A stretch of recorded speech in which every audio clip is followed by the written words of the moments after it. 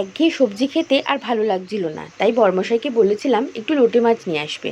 আমি বলেছি বরমশাই আনবে না তা তো হতে পারে না, তাই সেও নিয়ে এলো। আমিও বসে গেলাম একটু ঝাল ঝাল করে রান্না করতে।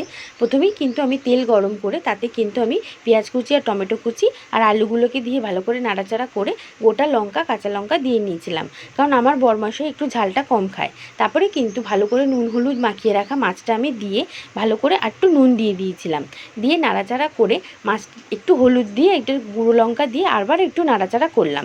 আমরা এটাকে লোটে মাছ বলি, এর ভালো নাম কিন্তু নিহারি মাছ। তোমরা কে কে জানো আমাকে কিন্তু অবশ্যই জানিও, আর তোমরা কিভাবে খাও সেটাও জানিও।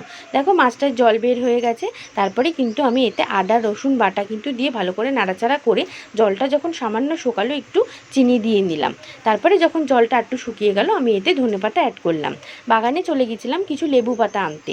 লেবু পাতা দিলে কিন্তু এটার স্বাদটা একটু অন্যরকম লাগে। তোমরাও বাড়িতে এভাবে ট্রাই করে দেখো। আর তোমরা লোটে মাছ কীভাবে খাও আমাকে কিন্তু অবশ্যই জানিও। দেখো জলটা অনেকটাই টেনে গেছে, তোমাদের সাথে কথা বলতে বলতে আমার মাছটা হয়েও গেল। এরপর আমি গ্যাসের ফ্লেমটা অফ করে লেবু পাতাটা দিয়ে রেখে দিয়েছিলাম। আমার ভিডিওটা কেমন লাগলো অবশ্যই জানিও। যদি ভালো লাগে লাইক শেয়ার সাবস্ক্রাইব করে দিও। আজকের জন্য তাহলে এইটুকুই, দেখা হচ্ছে আবার পরের ভিডিওতে। ভালো থেকো সবাই, টাটা।